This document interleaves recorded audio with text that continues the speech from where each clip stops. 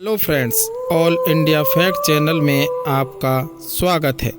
आज हम serial killer की श्रृंखला में एक ऐसे दरिंदे की खौफनाक कहानी सुनाने वाले हैं जिसे लोग नागपुर का गब्बर कहते थे। अक्कू यादव 90 के दशक में पूरे कस्तूरबा नगर सिलम इलाके में आतंक का दूसरा नाम बन चुका था। पुलिस रिकॉर्ड के मुताबिक पहली बार उसका नाम साल 1991 में सामने आया था, जब उसके खिलाफ गैंगरेप में शामिल होने के इल्ज़ाम लगे थे। इसी मामले ने उसे कुख्यात बनाया था। जुर्म की दुनिया में सीरियल किलिंग और रेप की बहुत सी संगीन और सनसनीखेज घटनाएं जिन्हें याद करके लोग आज भी सहम जाते हैं। ये सीरियल किलर ऐसे अपराधी होते हैं जिन्हें खून करने का चस्का लग जाता है। यही आज वजह है कि वे बार बार खौफनाक घटनाओं को अंजाम देकर कानून के लिए चुनौती बन जाते हैं और अपनी करतूतों से बाज नहीं आते हैं। क्राइम कथा में आज बात ऐसे ही एक खौफनाक सीरियल किलर की करेंगे जिससे कि आपका दिल सहम जाएगा दोस्तों, जिसने एक के बाद एक करीब 40 महिलाओं को अपना शिकार बनाने का इल्ज़ाम है। जितना वो सीरियल किलर कुख्यात था, उससे ज़्यादा चर्चाओं में आ गई थी उसकी मौत। भरत कालीचरण को ही अक्कू यादव के नाम से जाना जाता था। उसका जन्म 1971 के आसपास ही महाराष्ट्र के नागपुर के एक बाहरी इलाके में हुआ था। उस इलाके को कस्तूरबा नगर झुग्गी के नाम से लोग जानते थे। भरत कालीचरण उर्फ अक्कू यादव के दो भाई थे और एक का नाम संतोष और दूसरे का युवराज था।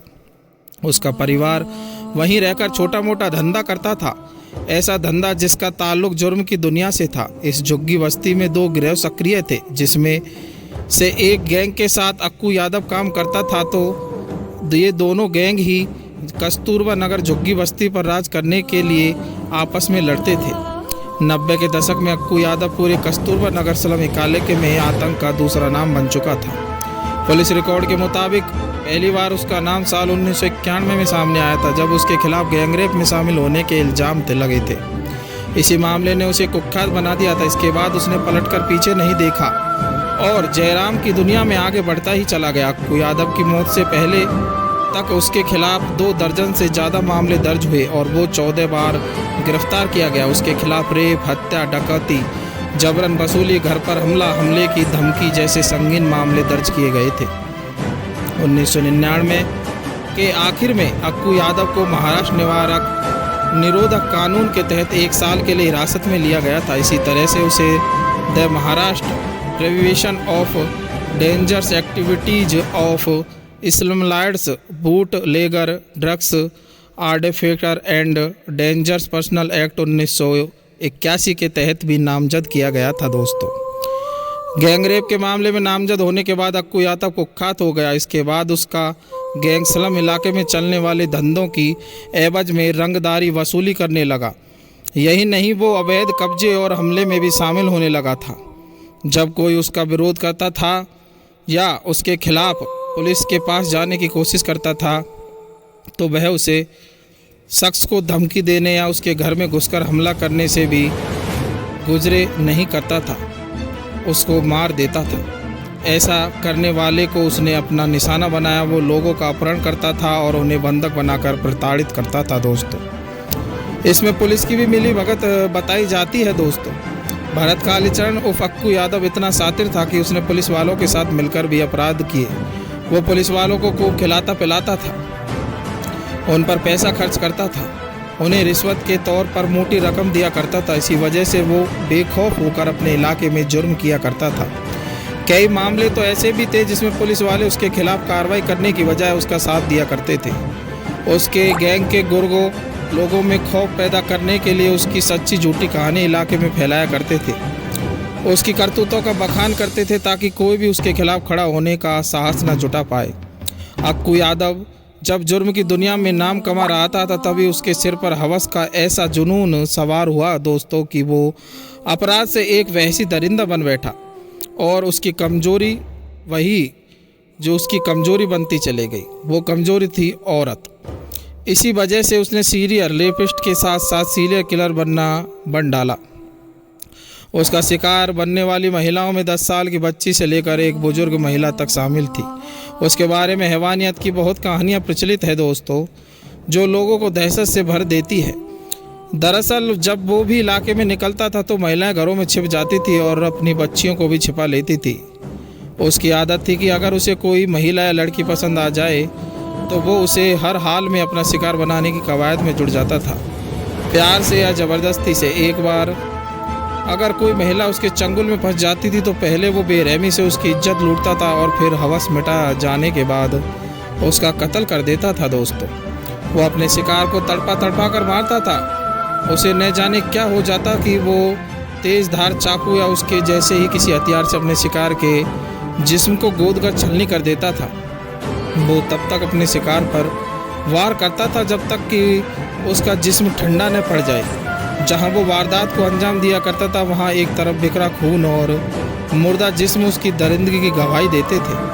अक्कू यादव ने इतनी महिलाओं के साथ रेप किया था कि कस्तूरबा नगर झुग्गी बस्ती के हर दूसरे घर में एक रेप पीड़ित थी। लोग उसे कस्तूरबा नगर का गब्बर भी कहते थे। कभी वो किसी की मोटरसाइकिल छीन लेता था तो कभी किसी का मोबाइल फ़ोन। अक्कू यादव ने वहाँ रहने वाली अंजना बाई बोरकर की बेटी आशा बाई का उसकी 16 वर्षीय पोती के सामने रेप कर डाला तथा बाद में उसका कत्ल कर डाला था दोस्तों। अक्कू ने उसकी बालियों के लिए, उसके कान और अंगूठियों के लिए उसकी अंगुलियों को काट दिया था। वो लोगों का कत्ल करता था और लाशों को रेल की पटरी पर फेंक देता था। एक पीड़ित ने पुलिस को बताया कि एक दिन सुबह करीब 4 बजे भरत कालीचरण उर्फ अक्कू यादव उसके घर में घुस आया था। पहले उसने अपने दरवाजे पर दस्तक दी। जब अंदर से पूछा कि कौन है तो उसके जवाब दिया कि वो एक पुलिस वाला है। जैसे ही महिला के पति ने दरवाज़ा खोला, अक्कू ने उस पर धावा बोल दिया। यादव ने अंदर घुसते ही महिला के पति पर चाकू से वार किया। उसकी चाकू उसके पति की जांघ में लगी और खून की धार बह निकली। फिर अक्कू ने उसे बाथरूम में बंद कर दिया और उसकी पत्नी को बालों से खींचकर अपने साथ एक सुनसान जगह ले गया, जहां उसने महिला को बंधक बनाकर उसके साथ बलात्कार किया। इसके कुछ ही घंटों बाद उसने महिलाओं को रिहा कर दिया। यह थी अक्कू यादव की कहानी। अक्कू यादव ने एक बार शादी के तुरंत बाद एक महिला को अगवा कर लिया था और उसके साथ बलात्कार भी किया था दोस्तों। अक्कू यादव इतना भयानक जुर्म और सीले किरर बन चुका था कि बाद में पुलिस भी उसको पकड़ने के लिए दर दर भटकी तथा अंत में वो पकड़ा भी गया दोस्तों। 2004 में हुआ था जिला बदर। ये घटना तो केवल वर्णित बल्कि अक्कू यादव ने ऐसी जाने कितनी वारदातों को अंजाम दिया था। आए दिन अक्कू को करतूतों में इजाफा हो रहा था, जिसकी वजह से पूरे नागपुर में पुलिस जनता के निशाने पर आने लगी थी। लिहाजा पुलिस ने उसके खिलाफ कार्रवाई करते हुए साल 2004 में उसे जिला बदर करार दिया। अब नागपुर शहर में उसकी एंट्री बैन हो चुकी थी, लेकिन वो फिर भी छिपकर शहर में ही रहा करता था। उसका काम भी जारी था। अक्कू की दबंगाई को लेकर इलाके के मर्द भले ही डर के खामोश रहते थे, लेकिन वहाँ की औरतों के बीच उसके गुनाहों को लेकर गुस्सा बढ़ता जा रहा था। फिर एक दिन ऊसारा नारायण नाम की एक महिला ने भरत कालीचरण अक्कू यादव और उसके गैंग के खिलाफ आवाज़ उठाई। उस महिला ने इलाके के लोगों को अक्कू यादव के खिलाफ जागरूक करने की कोशिश की, जिसका असर भी हुआ दोस्तों। बाद में उसको पकड़ लिया गया तथा अदालत में उसे 13 अगस्त 2004 को पेशी पर लाया गया।